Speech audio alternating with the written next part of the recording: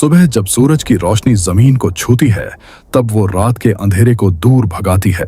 पृथ्वी के साथ इंसान के जीवन में भी उजाला लाती है, जैसा कि आज सेंट लूसी पोर्ट यानी बंदरगाह, यानी वो स्थान जहां से नाव या स्टीमर वगैरह समुद्र यात्रा पर जाती है। पर था सूरज की रोशनी जबरदस्त थी। पोर्ट पर एक छोटा सा लकड़ी का पुल बना है, जिस पर बैठकर एक आदमी ने मछली अफसाने वाला कांटा पानी के अंदर डाल रखा है और इंतजार कर रहा है अपने संभावित नाश्ते का। सिर पर हैट और जैकेट से ऐसा लग रहा था जैसे वो किसी जहाज का कप्तान हो, जिस पर उसका नाम लिखा था मैकमिलन। अभी अपनी फिशिंग का मजा ले ही रहा था कि उसकी नजर पोर्ट से कुछ दूर खुले समुद्र में एक नाव पर गई। उस पर लिखा था SS औरंग मैदान। ये नाम PRH कर उसका गला सूख गया, उसकी आंखें फैल गईं, उसके हाथ से फिशिंग रोड नीचे गिर गई। वो इतना घबराया हुआ था कि उसका शरीर ढेर सारे पसीने छोड़ रहा था। वो तुरंत उठा और अपने कपड़े के अंदर से फोन निकाला और अपने से एक बड़े अधिकारी को फोन लगाया, पर घबराहट इतनी थी कि वो कुछ बोल ही नहीं पा रहा था। Macmillan, sir, my Macmillan, sir, मुझे वो दिखा आज। अधिकारी, क्या दिखा तुम्हें? मैकमिलन, सर, मैंने अभी अभी सेंट लूसी पोर्ट से कुछ दूरी पर औरंग मैदान को देखा। अधिकारी लगभग चिल्लाते हुए, तुम पागल हो गए क्या?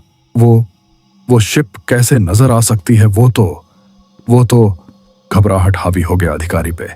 1948 में डूब चुका है, यह नामुमकिन है। तुमने सुबह सुबह चढ़ा ली है क्या? मैकमिलन, नहीं सर, मैं सच कह रहा हूं। मैंने अभी अभी उसे अपनी आंखों के सामने देखा है। उसने पोर्ट के उस तरफ नजर दौड़ाकर देखा कि वो शिप अभी भी है या नहीं। वो अभी भी यही है और बहामास की ओर जा रही है, पर उसकी रफ्तार बहुत धीमे है। अधिकारी, अगर ये वही SS औरंग मैदान है जो 1948 की फरवरी या मार्च में डूब गया था, तो ये किसी चमत्कार से कम नहीं है। मैं अभी वहां पहुंच रहा हूं, पर ध्यान रहे, अगर तुम्हारी बात गलत निकली तो तुम्हारी नौकरी गई। कुछ ही देर में अधिकारी सेंट लूसी पोर्ट पर पहुंच गए और जब वो भी उस लकड़ी के पुल पर पहुंचे तो दंग रह गए। शायद उन्होंने लाइफ में इससे ज्यादा चौंकाने वाली चीज नहीं दिखी होगी। ये था SS औरंग मैदान, जो उनसे कुछ ही मील की दूरी पर बड़े शान से तैर रहा था। अधिकारी की सांसें ऊपर नीचे होने लगी। उसने कनखियों से मैकमिलन की तरफ देखा, जैसे वो जानना चाहते हो कि क्या ये सच है। और मैकमिलन भी कनखियों से अधिकारी की तरफ देखकर मानो यही कह रहा हो कि हां सर, SS औरंग मैदान वापस आ गया है। अधिकारी ने मैकमिलन को एक बोट तैयार करने को कहा, पर मैकमिलन ने साफ मना कर दिया, क्योंकि मैकमिलन SS औरंग मैदान की कहानी जानता था, पर अधिकारी के समझाने पर बड़ी मुश्किल से तैयार हुआ। हालांकि मैकमिलन जाना नहीं चाहता था, पर अपने बड़े अधिकारी के बात को टाल भी नहीं सकता था। वो अनमने ढंग से वहां से गया और एक बोट लेकर आया, जिसमें एक साथी नाविक भी था। अधिकारी को हाथ देकर बोट पर बिठाया और बोट को तेजी से SS औरंग मैदान की ओर मोड़ दिया। रास्ते में अधिकारी ने पूरी घटनाक्रम को बताने को कहा। मैकमिलन ने बताया कि कैसे उसने मछली पकड़ने के दौरान उस जहाज को देखा। उस जहाज को दोनों ने अपनी निगाहें SS औरंग मैदान पर लगा दी। वो अब भी पानी में बड़ी शांति से चल रही थी। कुछ ही समय में उनकी छोटी सी बोट SS औरंग मैदान के करीब पहुंच गई।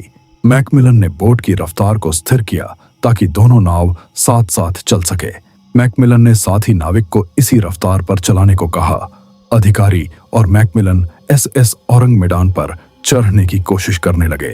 तभी छोटी से बोट को तेजी से झटका लगा और वो दोनों उछलकर मैदान पर गिरे और बोट और उस आदमी के SS औरंग मैदान के अचानक नीचे आ जाने से टुकड़े हो गए। बोट के टूटने की आवाज इतनी जोरदार थी कि उन्हें लगा कान के पर्दे फट जाएंगे। दोनों को उस नाविक की मौत पर दुख था, लेकिन जब उन दोनों ने मुद्द कर मैदान को देखा तो उनकी सांसें अटक गई। इसके डेक पे चारों तरफ कुर्सी और मेज करीने से लगे हुए थे, सब पर कपड़ा लगाया गया था, पर अचानक मैकमिलन को एहसास हुआ कि मेजों के नीचे कुछ है। और जब उसने मेज का कपड़ा हटा के नीचे देखा तो उसकी खौफ के मारे चीख ही निकल गई और हड़बड़ाकर पीछे की ओर गिर गया। अधिकारी ने कई मेजों से कपड़े हटाए और फिर उन्हें जो दिखा वो डर पैदा करने के लिए काफी था, क्योंकि उन्हें मेजों के नीचे कपड़े पहने हुए कंकाल मिला। इंसानों का कंकाल। वो चारों तरफ भय से देख रहे थे कि तभी मैकमिलन को एक छोटे कंकाल के हाथ में डायरी मिली, जिसके पन्ने लगभग गिले थे। उसे खोला। उसमें लिखा था एलिस की डायरी और साल छपा था 1948 फरवरी। इस डायरी में शायद उस रात के राज हो सकते हैं। ये सोचकर मैकमिलन ने पढ़ना शुरू किया। मेरा नाम एलिस है और ये डायरी मेरी है। ये मुझे मेरी दादी ने बर्थडे में गिफ्ट दिया था। इसमें मैं हर वो चीजें लिखूंगी जो मुझे अच्छी लगेगी। जनवरी का आखिरी सप्ताह चल रहा था जब मुझे ये खुशखबरी मिली। जब मैं स्कूल से दौड़ते हुए घर पहुंची तो देखा बेडरूम में मेरे मम्मी और डैड बात कर रहे थे। मैं दौड़ते हुए पापा के पीछे पहुंची और उन्हें पीछे से पकड़ डेच लिया। वो मुझे देखते ही खुश हो गए और मुझसे कहा कि एक खुशखबरी है। मैंने पूछा क्या है? तो मम्मी ने बताया, आज सुबह कोई हमारे घर निमंत्रण पत्र दे गया है। समुद्र की यात्रा का ये जहाज कोई SS औरंग मेडान नाम का है, जो नीदरलैंड में बना है। वो बहामास की यात्रा पर निकला हुआ है और हमें अगले हफ्ते यानी फरवरी के 5 को हमें सेंट लूसी पोर्ट पर बुलाया है।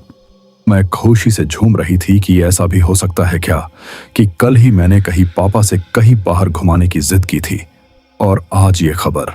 कसम से मैं बहुत खुश हूं और अभी से तैयारी शुरू करने की सोच रही हूं। अभी मैं तैयारी के बारे में सोच ही रही थी कि मुझे टेड का ख्याल आया। टेड मेरा छोटा और शरारती भाई है और वो जबरदस्ती के चुटकुले सुना लोगों को हंसाने की कोशिश करता है, पर जब कोई नहीं हंसता तो वो लड़ाई शुरू कर देता है और मुझे उसकी इसी आदत से सख्त नफरत है।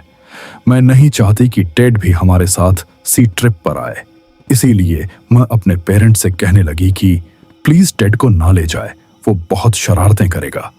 पर उन्होंने मेरी एक नहीं सुनी और मुझे समझाया कि टेड यहां अकेले नहीं रह पाएगा, इसीलिए टेड भी हमारे साथ ट्रिप पर चलेगा। मुझे बहुत गुस्सा आया पर मैंने कुछ नहीं कहा। अरे मेरा परिचय तो रह ही गया। मेरा नाम एलिस है और मैं 11 साल की एक खूबसूरत लड़की हूं। हालांकि टेड 9 साल का है, पर वो खूबसूरत नहीं है। मैं और मेरा छोटा सा परिवार फ्लोरिडा के एक छोटे से शहर ऑरलैंडो, जिसकी काउंटी है, ऑरेंज में रहते हैं। यहाँ की गलियां बहुत ही खूबसूरत हैं और यहाँ के रहने वाले लोग भी। मुझे सभी से मिलने में बहुत खुशी होती है। मुझे पडेडी हाउस वाली मार्ली आंटी बहुत अच्छी लगती है। वो मुझे हर बर्थडे पर एक बढ़िया ड्रेस दिया करती है और इस बार इस ट्रिप पर मैं उसे ही पहनूंगी। टेड पागल है। मुझे नहीं लगता उसके पास मेरे जैसी कोई अच्छी ड्रेस होगी और होनी भी नहीं चाहिए। मेरे पापा एक प्राइवेट कंपनी में काम करते हैं, पर वो काम क्या करते हैं मैंने कभी जानने की कोशिश नहीं की। मुझे उनके काम से कभी कोई मतलब ही नहीं रहता, क्योंकि उनके पास मेरे लिए कभी समय ही नहीं होता। इसीलिए मैं उनसे नाराज हो जाया करती थी और फिर मुझे मनाने के लिए ढेर सारी गिफ्ट लाया करते। मेरी मम्मी हाउसवाइफ है, इसका असली मतलब बाद में पता चला हुआ। यूं कि जब मार्ली आंटी ने एक बार मेरी मम्मी को कहा कि आप हाउसवाइफ है, तो मुझे लगा मम्मी को कोई गंभीर बीमारी है और मैं रोने लगी। फिर मम्मी ने समझाया कि हाउसवाइफ का मतलब घर पर रहने वाली महिला होता है। मैं शांत हो गई, पर अगले कई हफ्तों तक टेड मुझे इसी नाम से चिढ़ाता रहा और वो तभी शांत हुआ जब पापा ने उसको खूब डांटा। कसम से टेड को डांट खाते देख मुझे बहुत अच्छा लगा।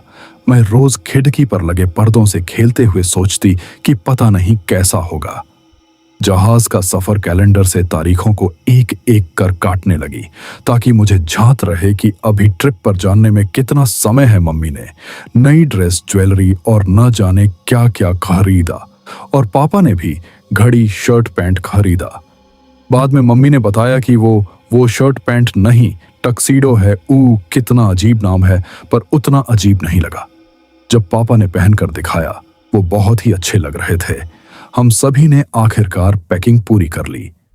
टेड के लिए भी कपड़े आ गए। मुझे अच्छा नहीं लगा ये देखकर, हालांकि मेरे लिए भी बहुत अच्छी ड्रेस आई। फिर भी अगली सुबह मम्मी पापा दोनों ने अपने सारे काम जल्दी जल्दी निपटाए और दोपहर तक हम सभी तैयार हो गए। पापा टक्सीडो में बहुत अच्छे लग रहे थे और मम्मी भी लंबे गले वाला बड्ढा सा महंगा गाउन पहना, उसके साथ एक बड्ढा सा मोतियों का हार। मेरा छोटा भाई टेड भी अच्छे कपड़े पहनकर अच्छा दिखने लगा और मेरे लिए प्रिंसेस सिंड्रेला जैसी ड्रेस आई थी। फिर जब चलने का समय हुआ तो हम सभी जल्दी से टैक्सी में आके बैठे। मैं, टेड और मम्मी पीछे बैठे थे और पापा आगे। मैंने चलते वक्त अपनी डायरी को भी साथ ले लिया था ताकि जो भी वहां देखूं सब लिख लूं बाद में। जब स्कूल जाऊंगी तो अपने साथी सहेलियों को खूब जलाऊंगी। मैंने चलती गाड़ी से अपने घर को देखा और फिर आराम से यात्रा का आनंद लेने लगी। पर काश मैं आराम से यात्रा का आनंद ले पाती। टेड इतने बुरे बुरे चुटकुले सुना रहा था कि दिल कर रहा था कि इसे अभी खिड़की से बाहर फेंक दूं। किसी तरह 1 घंटे झेला, पर यह जानकर खुशी हुई कि अब इसे नहीं झेलना पड़ेगा क्योंकि हम पोर्ट पर पहुंच गए थे। मैंने अपनी जिंदगी में पहली बार पोर्ट देखा था। चारों तरफ नाव ही नाव। टेड तो खुशी के मारे पागल हो रहा था। वो जल्दी से जल्दी शिप पर जाना चाहता था। हम सभी टैक्सी से उतरे और अपना अपना सामान लेकर पोर्ट के अंदर पहुंचे। वो देखा एक बहुत बड़ी सी जहाज सजा धजा कर खड़ी की गई है। वो बहुत बड़ी थी, हमारे घर के ऊंचाई से भी ऊंची और बहुत लंबी भी। मैंने देखा जहाज के पास खड़े एक अंकल को पापा कुछ टिकट जैसा दिखा रहे थे। ये शायद वही निमंत्रण पत्र होगा जो पापा को मिला था। वो दिखाकर ही शायद हमें अंदर जाने की अनुमति मिले। जब हम सीढ़ियों से ऊपर जा रहे तभी मैंने जहाज पे SS औरंग मैदान लिखा देखा। मुझे समझ नहीं आया कि कोई भी ऐसा अपने जहाज का नाम क्यों रखेगा, एकदम अजीब सा। पापा ने मेरी नजरों को ध्यान से देखा और समझ गए कि मैं क्या देख रही है। उन्होंने बताया कि औरंग का मतलब इंडोनेशिया में आदमी या इंसान होता है और मेडान इंडोनेशियन आइलैंड का सबसे बड़ी सिटी है। तो इसका अर्थ निकला मेडान का इंसान या मेडान का आदमी। पापा ने बताया कि उन्हें इस नाम पर बहुत आश्चर्य हुआ क्योंकि अगर यह जहाज नीदरलैंड में बना है तो जिक्र इंडोनेशिया का क्यों है।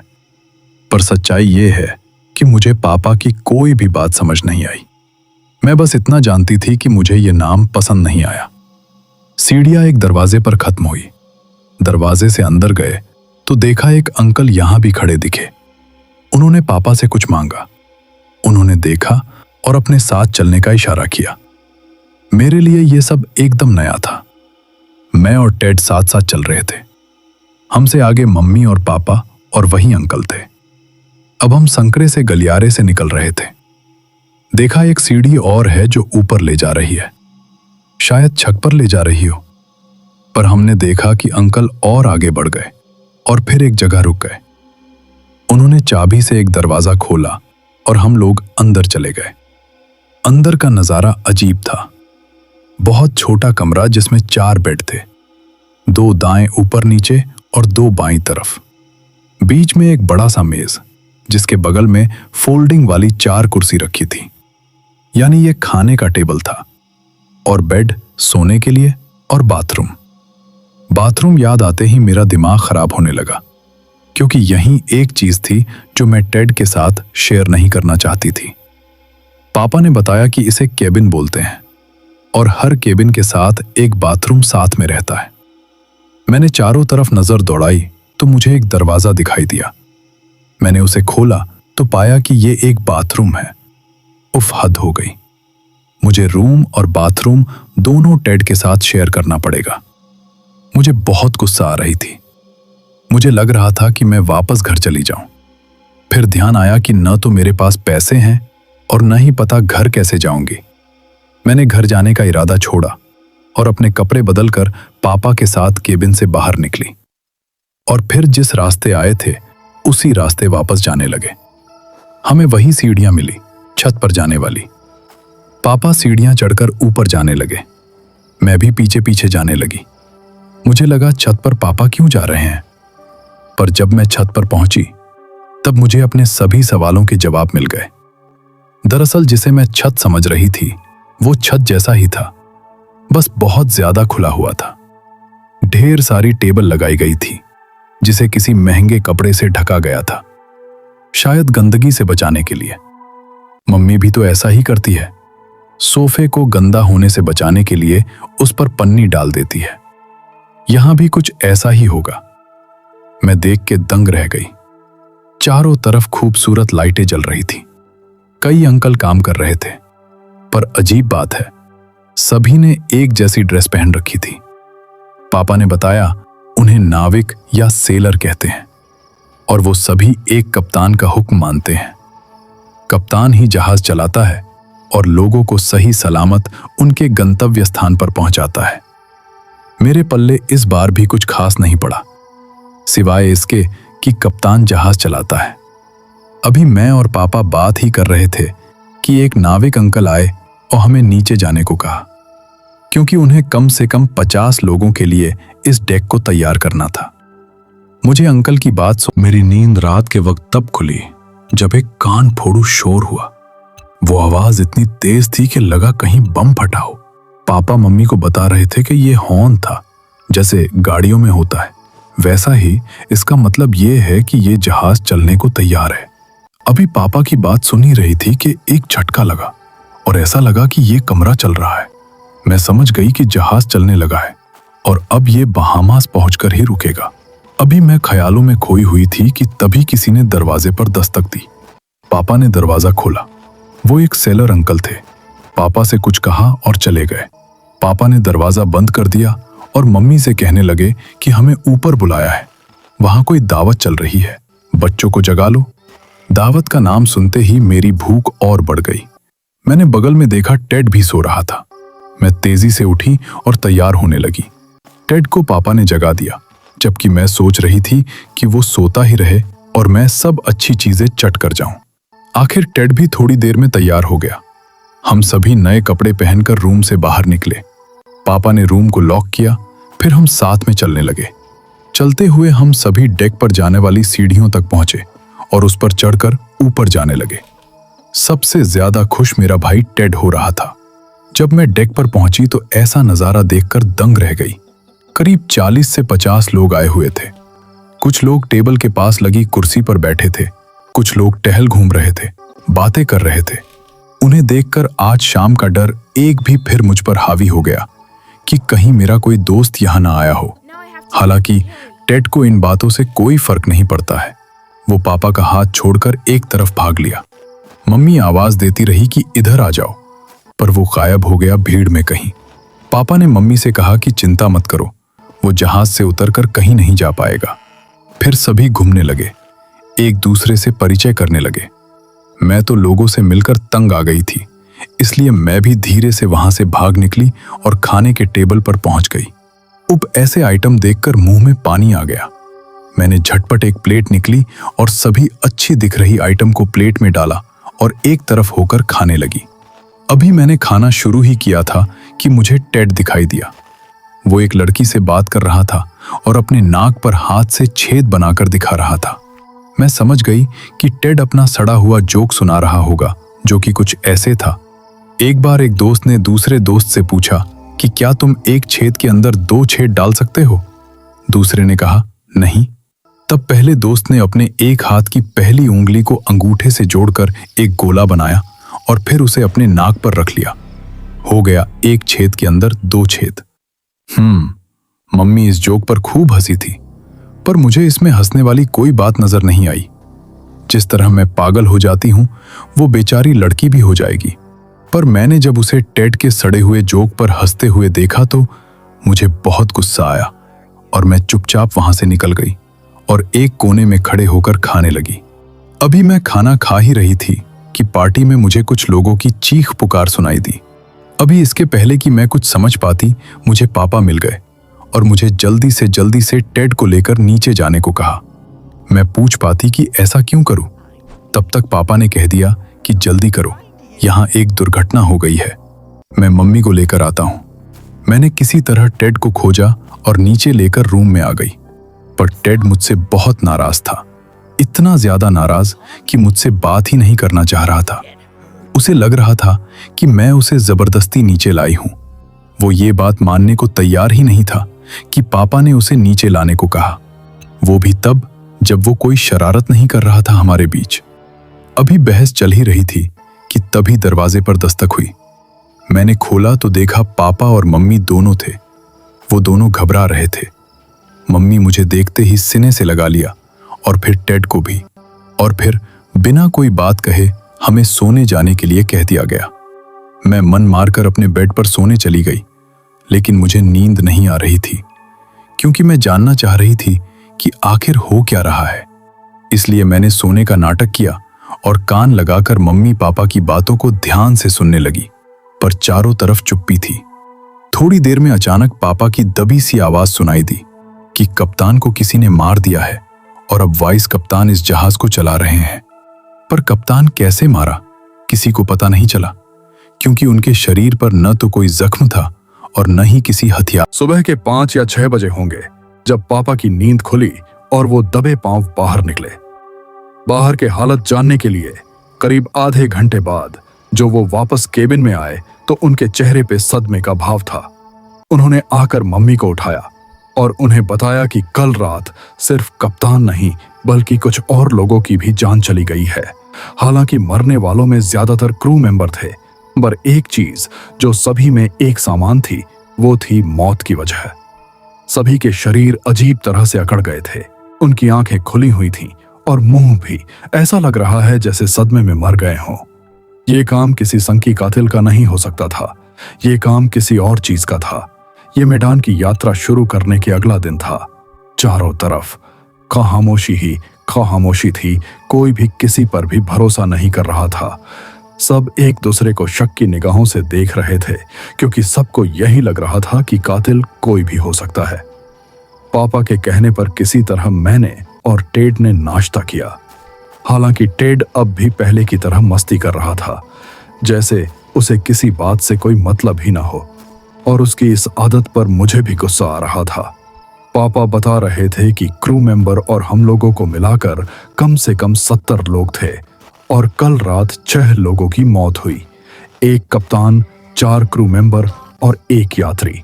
कई लोग कप्तान के केबिन में जाकर वाइस कप्तान से ये गुजारिश कर चुके हैं कि जहाज को वापस मोतह लिया जाए। वाइस कप्तान ने पूरी कोशिश की जहाज को घुमाने की, पर जहाज को घुमाने व्हील व्हील सिस्टम खराब हो चुका है। ऐसे में सिर्फ पतवार से ही काम लिया जा सकता है। कई लोगों ने पतवार से जहाज को घुमाने की कोशिश की, पर जहाज की रफ्तार इतनी ज्यादा थी कि पतवार किसी भी काम नहीं आया। उल्टा वो टूट गया। वाइस कप्तान ये कहकर लोगों को हौसला दिला रहे थे कि ये जहाज आखिरकार जाएगा तो बहामास ही चिंता न करे, वहां पहुंचकर जहाज को रोक लिया जाएगा। पर लोगों की चिंता खत्म होने का नाम ही नहीं ले रही थी, और चिंता खत्म होगी भी नहीं, क्योंकि इस जहाज पर एक अनजान कातिल है। पता नहीं क्यों लोगों को मार रहा है। बड़ी मुश्किल से लोगों का वक्त गुजर रहा था। अपने परिवार की चिंता सभी के चेहरे पर थी। ऐसा लग रहा था जैसे हम सब अपने साथ घट रही घटना के कारण मजबूर थे। कोई कुछ नहीं कर पा रहा था। तभी पापा ने एक पहल की। उन्होंने कहा कि आइए एक दूसरे से जान पहचान कर ले, ताकि अगर मुसीबत आए तो एक दूसरे की मदद कर सके। पापा की बात लोगों ने सुनी। कुछ देर तक रुकने के सभी आपस में जान पहचान करने लगे। उन्होंने सबसे उनके घर का पता पूछा। सभी फ्लोरिडा के निकले।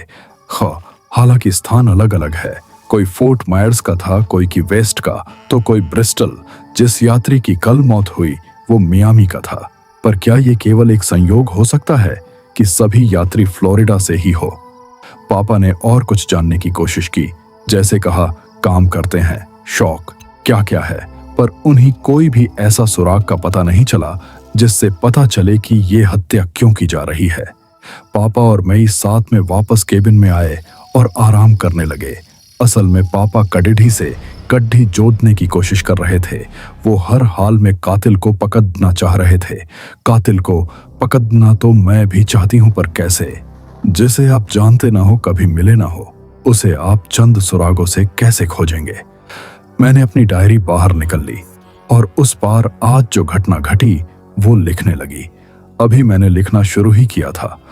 पापा अचानक उठ खड़े हुए और जल्दी से बाहर की ओर निकल गए। मुझे समझ ही नहीं आया कि पापा इतनी जल्दबाजी में कहाँ गए हैं। मैंने अपना ध्यान फिर से डायरी लिखने में लगाया। अभी 2 से 4 लाइन लिखी होगी कि तभी दरवाजा खुल गया। मैंने देखा दरवाजे से मम्मी और टेड अंदर आ रहे हैं। वो काफी परेशान और चिंतित लग रहे थे। टेड आते ही मुझसे पूछा कि पापा कहाँ हैं। मैंने भी कह दिया कि वो कब का बाहर चले गए हैं। मम्मी की चिंता और बढ़ गई। वो परेशानी में कमरे में टहलने लगी। तभी फिर दरवाजे पर दस्तक हुई। मम्मी ने खोला। दरवाजे पर पापा थे। वो तेजी से अंदर आए और मम्मी से धीरे से कहा कि कातिल ने उन 6 लोगों को क्यों मारा। पापा की बात सुनकर मम्मी की चेहरे पर हवाइयां उड़ रहने लगी। उन्होंने इशारे से कहा, बच्चे अभी भी जाग रहे हैं। पर पापा ने अपनी बात जारी रखी। उन्होंने मम्मी को बताया कि कातिल सिर्फ उन्हीं को मार रहा है जिनका जन्म दिवस 13 जुलाई को पटेडी डचता है। ये खबर सुनकर मम्मी का चेहरा पीला पड़ गया। पर 13 ही क्यों? मम्मी के पूछने पर पापा ने बताया कि ये तो उन्हें नहीं पता, लेकिन उन्होंने जहाज पर मौजूद सभी लोगों के जन्म दिवस को एक कागज पर लिख लिया और मैंने पाया कि 13 जुलाई वालों की ही हत्या हो रही है। मम्मी ने पूछा, और कितने हैं 13 जुलाई वाले? तो पापा ने दबी जुबान में कहा, लगभग सभी। पापा ने ये बात सभी को बता दी कि जो कातिल है वो सिर्फ 13 जुलाई के जन्म दिवस वालों को मार है। ये खबर सुनकर 13 जुलाई वाले जितने भी लोग थे सब सदमे में आ गए। पापा ने कई लोगों को मिलकर एक टीम बनाई जिनका काम 13 जुलाई वाले लोगों को सुरक्षा प्रदान करना था। पहले तो कोई तैयार ही नहीं हुआ, पर जब पापा ने उन्हें समझाया कि हो सकता है वो अपना इरादा बदल दे और सब लोगों को मार दे, इसलिए उसे पकड़ने में मदद करिए। रात के 8 बजते ही जिन लोगों का जन्म दिवस 13 को नहीं था वे सभी ड्यूटी पर आ गए और 13 जुलाई वाले लोगों के कमरे के सामने पहरा देने लगे। धीरे धीरे रात गहराने लगी और पहरा दे रहे लोगों को नींद आने लगी। पापा को भी लगने लगा कि शायद उनका सोचना गलत था और अब वो कातिल उन्हें नहीं मारेगा। लेकिन तभी हमला हो गया। बड़ी मुश्किल से लोगों ने उस व्यक्ति को पकड़ा। वो भी क्रू मेंबर में से एक था। जांच पड़ताल करने पर पता चला वो संकी कातिल था, एक साइको किलर जो सिर्फ 13 तारीख वालों को खोज खोज कर मार रहा था, क्योंकि एक वकील ने उसे जेल में डाला था। पर एक एक्सीडेंट में वो उसका नाम भूल गया था, सिर्फ उसका जन्म दिवस ही याद था। इसीलिए उसने सभी को बुलाया जिनके 13 जुलाई को बर्थडे आता है, लेकिन वो किसी को जान से मार ही नहीं पाया क्योंकि वो किसी बेगुनाह को मारना नहीं चाहता था और वो ये भी नहीं जानता कि ये खून किसने किए। शायद उस भूत ने जो यहाँ रहता है सभी उसे मार पीट कर बांध ही रहे थे कि तभी एक धुंध सी आई और पूरे कमरे में फैल गई और उस आदमी का शरीर अकददहा गया और उसकी मौके पर ही मौत हो गई। ये देखकर लोग सहम गए। तभी उस कमरे के कोने से और ढेर सारी धुंध निकली और पूरे जहाज को अपने आगोश में ले लिया। सबसे पीछे खटधा क्रू मेंबर तेजी से भागता हुआ कप्तान के केबिन में घुसा और इमरजेंसी का संदेश अपने सीनियर के पास भेजा। लेकिन जब तक कोई मदद आती तब तक सब खत्म हो चुके थे। उस धुंध ने सबको निगल लिया था। मैकमिलन का दिमाग सुन्न पड़ गया। उसे समझ ही नहीं आया क्या किया जाए कि तभी उसे एक पुलिस रिपोर्ट की याद आई जिसमें लिखा था कि जांचकर्ता ने 2 दिन उस जहाज को खोज लिया था। उन्हें तब भी कोई भी जिंदा नहीं मिला था, लेकिन जब रिकॉर्ड खंगाला गया तो वो कहीं नहीं मिला, कहीं जिक्र नहीं मिला। औरंग मैदान का नीदरलैंड में भी नहीं। पुलिस अधिकारियों को जांच में ये पता चला कि शायद जहाज में कोई ऐसा केमिकल होगा जो अचानक फैल गया होगा। अभी वो सोच ही रहा था, तभी उसे जहाज के नीचे धमाके होने की आवाज सुनाई दी और इसके पहले कोई कुछ कर पता जहाज एक बार फिर से डूब गया। मैकमिलन और उसके अधिकारी को लेकर और सब खत्म हो गया। तो दोस्तों, ये थी आज की डरावनी कहानी। लेकिन असली सवाल यह है, क्या वह साया सच में चला गया या अभी भी किसी अंधेरे कोने में तुम्हें देख रहा है? अगर तुम्हें भी ऐसी ही डरावनी कहानियां पसंद हैं तो चैनल को सब्सक्राइब करो और वीडियो को लाइक जरूर करो, क्योंकि अगली कहानी शायद तुम्हारी कल्पना से भी ज्यादा खौफनाक होगी। और याद रखना, डर सिर्फ कहानी में नहीं होता, कभी कभी वो हमारे आसपास भी होता है।